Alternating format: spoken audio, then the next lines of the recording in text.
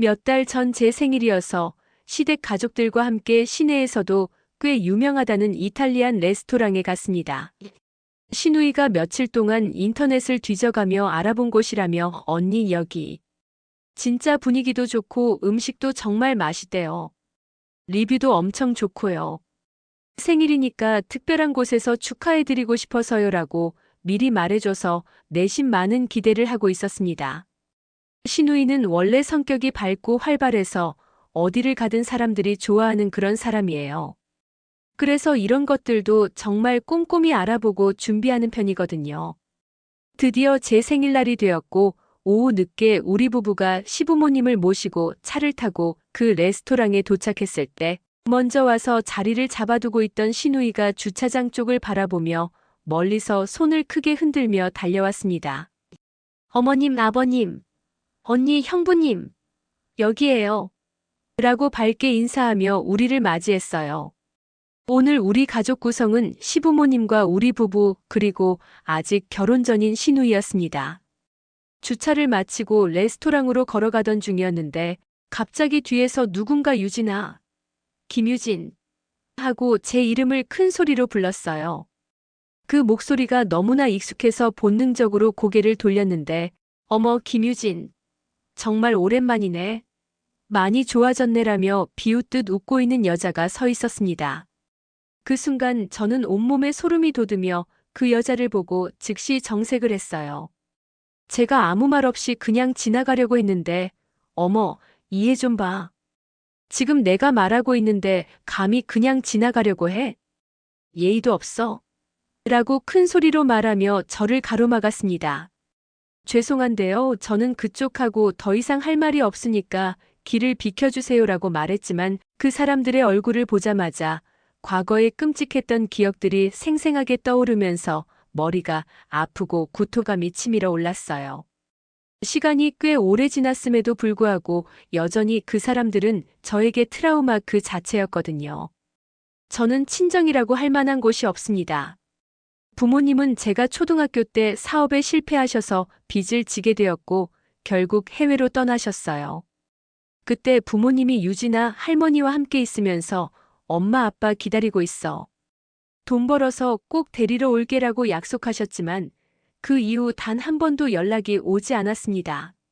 외할머니 말씀으로는 부모님이 그곳에서 각각 다른 사람과 재혼해서 새로운 가정을 꾸리고 살고 계신다고 하셨어요. 그렇게 저는 외할머니의 손에서 자랐는데 경제적으로는 많이 힘들었지만 할머니는 정말 저에게 좋은 분이셨기 때문에 나름 바르고 건강하게 잘 자랄 수 있었어요. 할머니는 유진아, 내가 부모 없다고 기죽을 필요 없다. 할머니가 있잖니. 그리고 무엇보다 내가 착하고 똑똑하니까 앞으로 분명히 좋은 일만 있을 거야 라며 항상 저를 격려해 주셨습니다. 할머니는 제가 대학교를 졸업할 때까지 정말 헌신적으로 저를 키워주셨고 졸업 후 제가 취업을 하고 첫 월급을 받아다 드렸을 때 얼마나 기뻐하셨는지 지금도 생생히 기억나요. 하지만 그 기쁨도 잠시 제가 취업한 지 얼마 되지 않아 할머니께서 갑작스럽게 돌아가셨습니다. 세상에서 유일하게 저를 사랑해 주시고 의지할 수 있었던 할머니가 돌아가시자 저는 속수무책으로 완전히 무너져 버렸어요. 다니던 회사도 그만두고 하루 종일 집에만 있으면서 무기력하게 며칠 동안 잠만 잤습니다. 세상이 무너진 것 같았고 앞으로 어떻게 살아야 할지 전혀 감이 잡히지 않았어요. 그러던 어느 날 친하게 지내던 친구 수연이가 찾아왔어요. 유진아, 어떻게 이러고만 있어? 이럴 때가 아니야. 돌아가신 할머니가 얼마나 속상하시겠어? 그만 정신 차리고 일어서야지라며 저를 설득했습니다. 그리고 너도 물리치료사 자격증 따라. 아직 젊은데 계속 이러고만 있을 수는 없잖아. 지금 취업한다고 해도 좋지 않은 일자리밖에 없어. 나도 지금 물리치료사 자격증 따려고 학원 다니고 있거든.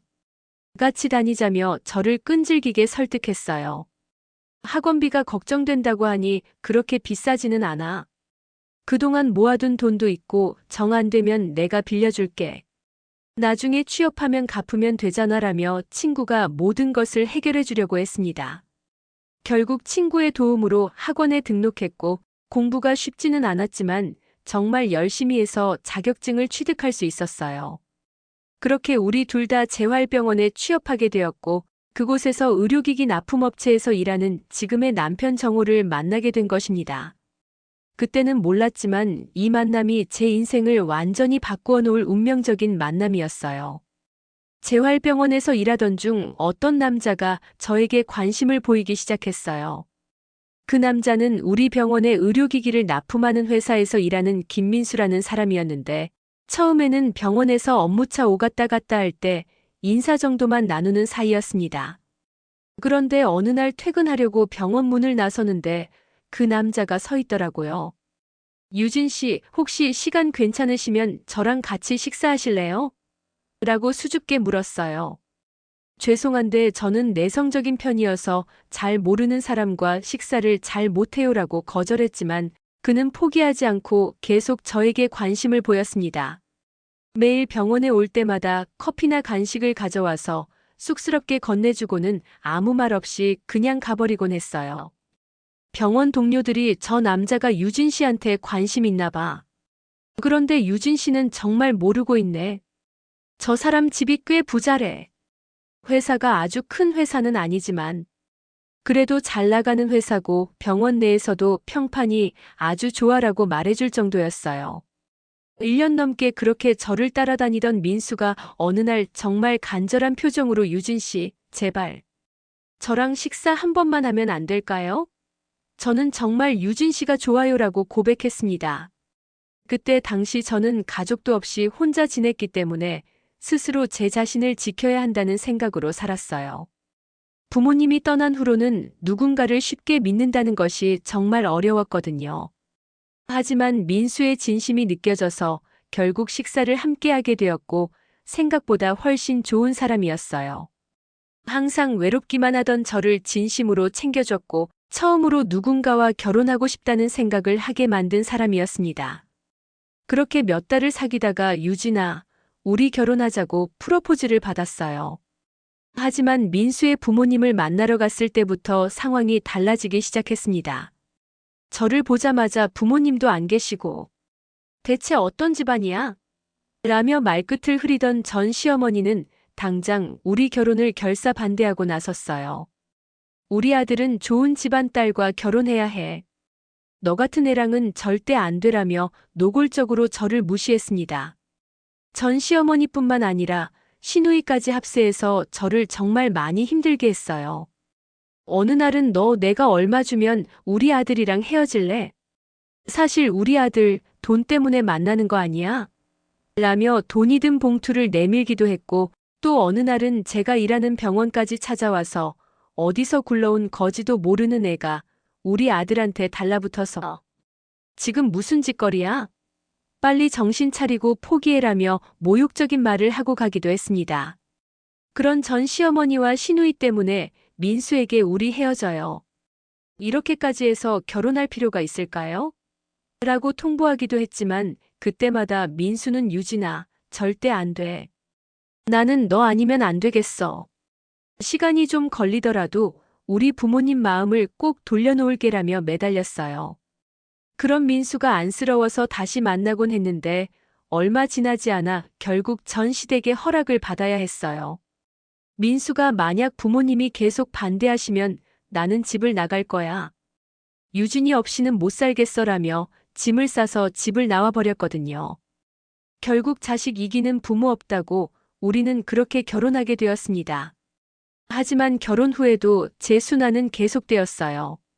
전 시어머니는 결혼하고 난 뒤 저를 더욱 심하게 괴롭히기 시작했습니다. 감히 어디까지 와서 우리 아들이랑 결혼해? 내가 알아둔 좋은 자리가 있었는데 너 때문에 다 망했어. 꼴도 보기 싫다는 말은 기본이었고 혼인신고는 한참 나중에 해라. 요즘 세상에 너무 급하지 않니? 라며 혼인신고도 못하게 했어요. 민수도 엄마가 너를 더 좋아하게 되면 그때 혼인신고하자. 그럼 더 좋지 않겠어? 라며 혼인신고를 차일피일 미뤘습니다. 지금 생각해보면 나중에 재산 문제가 복잡해질 것을 염두에 둔 계략이었던 것 같아요. 거기다 굳이 우리와 같이 살아야겠다고 우겨서 동거를 했는데 정말 아침부터 저녁까지 저를 하녀처럼 부려먹었어요. 매일 오던 가사도우미 아줌마까지 이제 며느리가 있으니까 올 필요 없어라며 보내버리고는 그 모든 일을 저에게 시켰습니다. 하지만 저는 한 번 버림받은 사람이 다시 버림받지 않으려고 본능적으로 발버둥치는 것처럼 가족들의 마음을 얻으려고 정말 열심히 노력했어요. 새벽 5시에 일어나서 시댁 식구들 아침 준비하고 청소하고 빨래하고 저녁 준비까지 모든 집안일을 도맡아 했습니다. 몸이 상하는 줄도 모르고 정말 열심히 했는데 처음에는 민수가 저를 감쌌지만 나중에는 나도 엄마와 내 사이에서 너무 힘들어. 좀 참아줘라며 집에도 잘 들어오지 않고 계속 밖으로만 돌았어요. 결국 저는 두 손 두 발 다 들고 그 집을 나와버렸습니다. 그때쯤에는 민수도 그런 저를 그냥 보고만 있었는데 미안해. 나도 정말 최선을 다했는데 안 되는 걸 어떻게 하겠어? 라는 말만 할 뿐이었어요. 집을 나가는 저를 보며 전 시어머니는 사람이 웬만큼 맞춰 살 수 있는 거 아니겠니? 그러니까 너도 내 수준에 딱 맞는 사람 만나서 잘 살아라라며 제 얼굴에 돈봉투를 던졌습니다. 저는 그 돈봉투를 쳐다보지도 않고 그 집을 나왔고 꼴에 자존심은 있네. 내가 안 가져가면 우리는 마음대로 처분하겠다며 저를 비웃었어요. 그렇게 첫 번째 결혼의 상처에서 벗어나 다른 재활병원에서 새롭게 일을 시작하게 되었어요. 친구 수연이가 유진아, 새로운 곳에서 새로운 시작을 해보자. 과거는 과거야. 너는 충분히 좋은 사람이고 분명히 너를 진심으로 사랑해줄 사람이 나타날 거야 라며 저를 격려해줬습니다. 그런데 새로운 병원에서 일한 지 얼마 되지 않아 또 다른 남자가 저에게 관심을 보이기 시작했어요. 그 남자는 병원 근처 약국을 운영하는 이정호라는 사람이었는데 처음에는 업무상 필요한 의약품이나 의료용품을 구매할 때 가끔 마주치는 정도였습니다. 그런데 그 정도는 단순한 업무 관계를 넘어서서 저에게 계속 말을 걸어오기 시작했어요. 유진 씨, 오늘도 고생 많으셨어요. 날씨가 추운데 감기 조심하세요라며 따뜻한 차를 건네주기도 하고 병원 일이 힘드시죠? 몸 관리 잘하세요라며 비타민이나 영양제를 가져다 주기도 했습니다. 그때쯤 저는 남자라면 정말 지긋지긋했어요. 비록 혼인신고는 하지 않았지만 저는 이미 한 번 결혼 경험이 있었고 그 정도는 초혼이었거든요. 그렇기 때문에 더욱 매몰차게 그를 밀어냈습니다. 정호 씨, 죄송하지만 저는 그럴 생각이 없어요. 그리고 제가 이혼 경력이 있어서 정호 씨 부모님께서 엄청 반대하실 거예요. 저는 앞으로 결혼 생각이 없으니까 그만 좀 하세요라고 싸늘하게 말했지만 저는 유진 씨가 아니면 안 됩니다. 제발 기회를 주세요라며 그럴수록 더욱 매달렸어요. 정말 대단한 사람이었던 것이 제가 아무리 밀어내도 변함없이 제 곁을 지켰습니다. 그렇게 1년 넘게 저를 따라다녔어요. 어느 날 휴무라 집에 있었는데 몸이 너무 안 좋아서 아무것도 못 먹고 누워만 있었어요. 친구 수연이에게 미안한데 몸이 너무 안 좋아서 그러는데 약 좀 사다 줄 수 있어? 라고 전화했는데 잠시 후 초인종이 울렸고 정우가 약봉투와 죽을 집 앞에 두고 갔더라고요. 알고 보니 수연이와 정우가 서로 연락하고 있었고 수연이가 보기에 정우가 정말 괜찮은 사람 같아서 저와 연결해주기 위해 노력했다고 하네요. 유진아, 내가 봐도 정호 씨 정말 괜찮은 사람 같아. 너만 생각하고 이렇게 오랫동안 기다려주는 남자가 어디 있어? 그리고 무엇보다 너를 대하는 태도가 정말 진심 같아. 한 번만 마음을 열어보는 게 어때? 라며 수연이가 저를 설득했어요. 그때부터였던 것 같아요. 제 마음이 조금씩 움직이기 시작했던 것이 말이에요. 그 후 우리는 자연스럽게 연인 사이가 되었고 정호는 정말 저를 소중히 여겨줬습니다. 과거의 상처로 인해 사람들과 가까워지는 것을 두려워하던 저에게 유진아, 내가 힘들었던 일들은 이제 다 지난 일이야. 나는 내 과거가 어떻든 상관없어. 지금의 너 그리고 앞으로 우리가 함께 만들어갈 미래만 중요해라고 말해줬어요. 그렇게 사귄 지 몇 개월이 지났을 때 정우가 저에게 청혼했습니다. 당신 부모님이 저를 받아주지 않으실 거예요. 제가 이혼 경력도 있고 집안 배경도 없고 라고 걱정스럽게 말했지만 나는 유진이 아니면 절대 결혼 안 해요. 그리고 우리 부모님도 유진이에 대한 얘기 다 들으셨어요. 그러니까 우리 부모님한테 인사가요라며 저를 설득했습니다. 하지만 저는 선뜻 용기가 나지 않았고 계속 거절하고 있었는데 어느 날 같이 식사하자며 저를 데리고 간 식당에 정호의 부모님과 여동생이 미리 와 있었어요. 그 모습에 제가 기겁을 하며 안절부절 못하고 있었는데 앉아요라고 정호 어머님이 조용히 말씀하셨고 제가 어정쩡하게 자리에 앉았습니다. 뭘 좋아할지 몰라서 우리가 알아서 시켰는데 괜찮을까요? 라고 다시 물어보셨을 때 저는 너무 긴장해서 목소리도 제대로 나오지 않았어요. 네, 감사합니다라고 기어들어가는 목소리로 간신히 대답했습니다. 잠시 후 음식이 나왔고 자, 드세요라고 정호 아버님이 말씀하셨지만 저는 도저히 음식을 넘길 수가 없었어요. 전에 한 번 호되게 당했던 터라 2번 다시 그런 일을 겪고 싶지 않았거든요. 그래도 정말 힘겹게 입을 열어서 저기 죄송한데요. 정호 씨가 뭔가 착각을 하신 것 같습니다. 저는 정호 씨와 결혼할 생각이 없으니까 너무 걱정하지 마세요라고 말했어요. 잔뜩 긴장하고 있어서 무슨 말을 했는지 정확히 기억나지는 않지만 대충 그런 식으로 말한 것 같아요. 그런데 그런 제 말을 들은 정호 어머님이 왜 그런 말을 하는 거죠? 아가씨는 우리 아들을 사랑하지 않는다는 말인가요? 그럼 우리 아들 혼자 결혼하겠다고 왜 나댄 말인가요? 라고 되물으셨어요. 아니에요. 저는 그게 아니라 정호 씨에 비해 제가 너무 많이 부족하니까 부모님께서 걱정하실까 봐서 라고 말하던 중에 제가 그만 눈물을 쏟고 말았어요. 전에 겪었던 일들을 모두 잊었다고 생각했는데 갑자기 그때 일들이 떠오르면서 눈물이 주체할 수 없이 흘러내렸습니다. 그렇게 눈물을 흘리는 저를 보며 정호의 여동생이 조용히 제 손을 잡아주며 괜찮아요. 우리 오빠도 어디 하나 잘난 게 없어서요.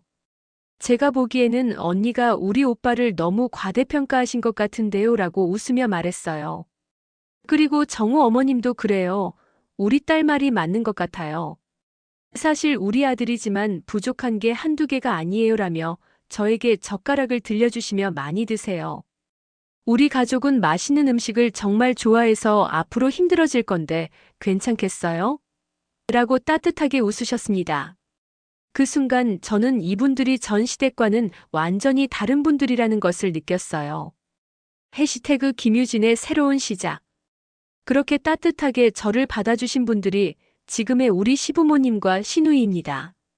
제 생각과는 완전히 다르게 정말 잘해주셨는데 어느 날 저를 집으로 초대해 주셨을 때 저는 정말 많이 놀랐습니다. 그동안 정호가 그런 내색을 하지 않았기에 전혀 몰랐는데 시댁은 제가 생각했던 것보다 훨씬 잘 사는 집안이었어요. 전 남편 집에 처음 갔을 때도 눈이 휘둥그레졌었는데 지금 시댁은 그 집과는 비교가 되지 않을 정도로 부유했습니다. 그래서 저는 더욱 이해가 되지 않았어요. 이렇게 부잣집에서 저 같은 이혼녀 며느리를 허락한 것이 도무지 이해가 되지 않았거든요. 하지만 그런 생각을 했다는 것 자체가 창피할 정도로 현재 시댁 가족들은 정말 좋은 분들이었고 우리는 정말 행복하게 결혼할 수 있었습니다. 결혼 후 하루하루가 꿈만 같았어요. 시부모님은 항상 유진아, 우리 딸이라며 친딸처럼 대해주셨고 시누이도 언니, 우리 오빠가 언니를 정말 많이 사랑하는 게 보여서 저도 너무 기뻐요라며 진심으로 축하해 줬습니다. 그때 처음으로 저에게도 진짜 가족이 생겼다는 생각이 들 정도였어요. 친구 수연이도 어머 유진아, 내가 사람 보는 눈이 있었다니까. 정호 씨 정말 괜찮아 보였어. 그리고 시댁 식구들도 정말 좋은 분들 같고. 정말 다행이다. 내가 드디어 행복해져서 정말 다행이야라며 진심으로 축하해 줄 정도였습니다. 그렇게 정말 행복한 신혼 시절을 보내고 있었는데 하필 제 생일날 레스토랑에서 기억하고도 싶지 않았던 전 남편 가족들을 만나게 된 거였어요. 그날 식당에서 전 시어머니가 저를 보며 그런 말들을 했을 때 순간 아팠던 기억들이 다시 생생하게 떠올랐고, 저는 사시나무 떨듯이 온몸을 떨고 있었습니다. 그런 저를 보던 우리 시어머님이 저 누구신데, 우리 며느리한테 함부로 하는 거죠? 비켜주세요라고 조용하지만 단호한 목소리로 말씀하셨어요. 뭐? 며느리라고요? 말도 안 돼. 라고 전 시어머니가 소리쳤을 때 우리 시어머님이 저를 밀어내며 유진아, 얼른 들어가자라며 제 손을 잡아 끌어주셨습니다. 레스토랑 안으로 들어가서 자리에 앉았을 때 제 안색이 창백해진 것을 본 시어머님이 괜찮은 거니? 라고 걱정스럽게 물으셨고 저는 네, 괜찮아요라고 대답했지만 사실 전혀 괜찮지 않았어요.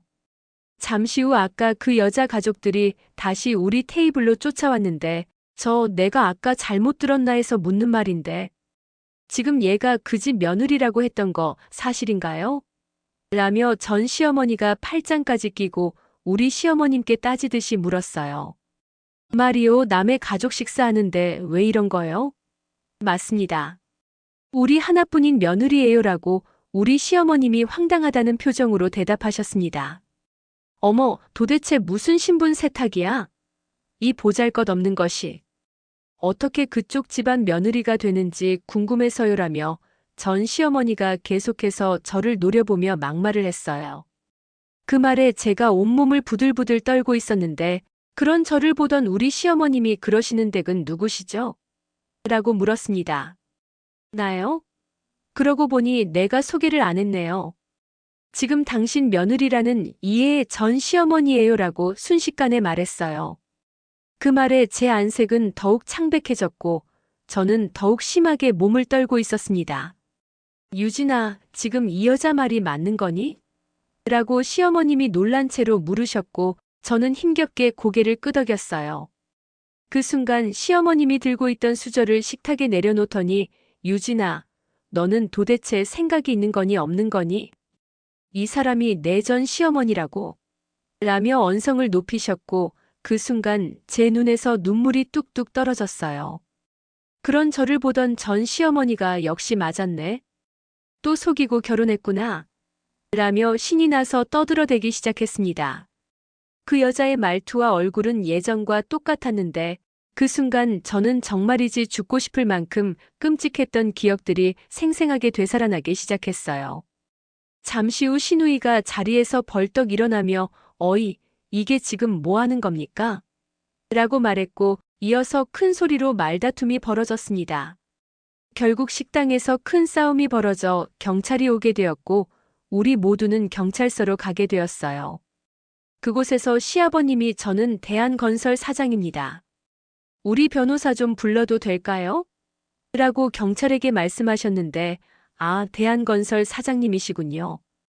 그런데 사장님이 어쩌시다가 라며 말끝을 흐렸습니다.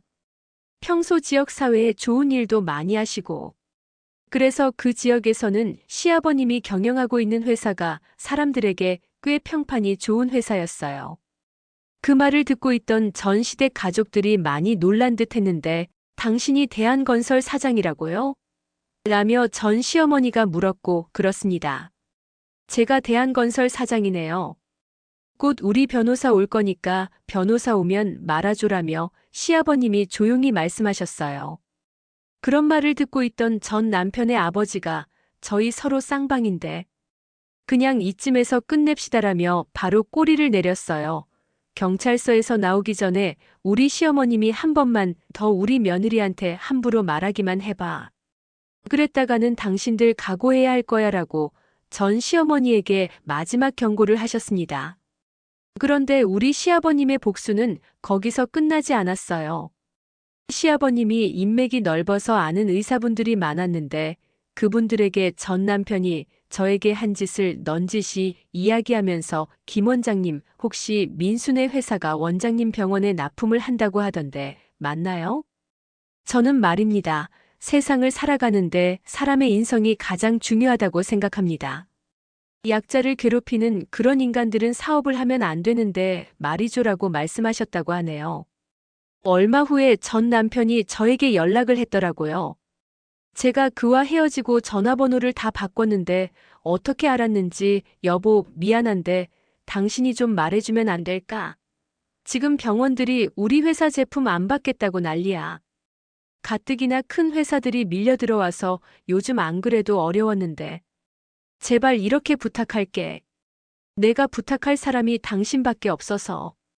그래도 나는 그때 당신을 진심으로 사랑했어라며 빌더라고요. 그 말에 여보라는 말은 똑바로 하시고요. 그리고 제가 상관할 일이 아니라서요. 우리 시아버님이 하시는 일은 저도 잘 모릅니다. 그리고 앞으로 2번 다시 전화하지 마세요. 한 번만 더 전화하면 우리 시아버님께 다 말할 거니까요. 그럴수록 당신의 회사 더 힘들어지는 거 아시죠? 라며 제가 전화를 끊어버렸어요. 그 후 전시댁 회사가 어려워지고 있다는 소식을 들었는데 사실 저는 전혀 다른 감정을 느꼈어요. 복수가 시원하다기보다는 진짜 가족이 무엇인지를 깨달았다는 느낌이 더 컸습니다. 어느 날 우리 가족이 다 함께 식사를 하던 중에 어머님, 아버님, 제가 이런 거 물어보면 안 되는 거 알고 있는데요. 그래도 너무 궁금해서요라며 시부모님을 바라봤어요. 뭔데? 괜찮으니 말해봐라고 시어머님이 물으셨고 처음 인사드렸던 날 말이에요. 저 왜 허락해 주신 거예요? 솔직히 저 같은 며느리 탐탁지 않으셨을 것 같아서요라고 어렵게 입을 열었습니다. 그 말에 사실 너를 만나기 전까지는 나도 참 많이 반대했다. 물론 우리가 사회에 좋은 일도 많이 하고 나름 부끄럽지 않게 살았다고 항상 생각하고 있었는데 이게 내 자식 일이라고 생각하니 나도 이기적이 되더구나라고 시어머님이 말씀을 시작하셨습니다. 잠시 멈추고 저를 빤히 바라보시더니 우리가 너를 처음 만났을 때 말이다. 내가 온몸을 사시나무 떨듯이 덜덜 떨고 있더구나. 그리고 내 눈에 말이다. 세상의 모든 두려움을 다 담고 있는 것 같더구나. 우리가 뭐라고 말한 것도 아닌데 그렇게 떨고 있는 내 모습을 보며 내 가슴이 아팠어라고 하시며 시어머님의 눈에 눈물이 고이기 시작했어요. 평소에 사람들 앞에서 그렇게 떠들던 내가 말이야. 색안경을 끼고 널 바라보고 있더구나. 그 순간 내가 너무 창피해서 얼굴을 들 수가 없었다. 나 또한 편견이 있었다.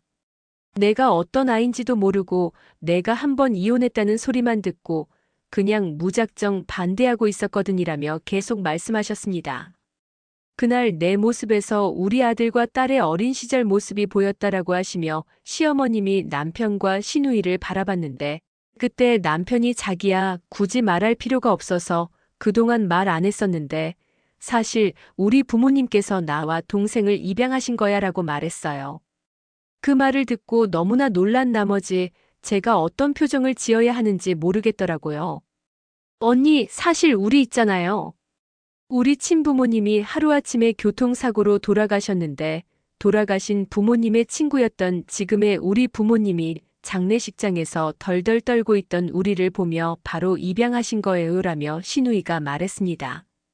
오빠, 제가 그때 어려서 기억이 가물가물하긴 하지만 친척들이 서로 우리를 못 데려간다고 싸우고 있었는데 그때 정말 너무 무서워서 장례식장 구석에서 쪼그리고 앉아서 떨면서 울고 있었는데 우리 엄마가 그런 우리를 꼭 안아주며 우리랑 같이 살자꾸나라고 말했거든요라며 시누이가 시부모님을 바라보며 수줍게 웃고 있었어요. 우리 부부는 결혼하고도 한참이 지났지만 아이가 안 생겼다.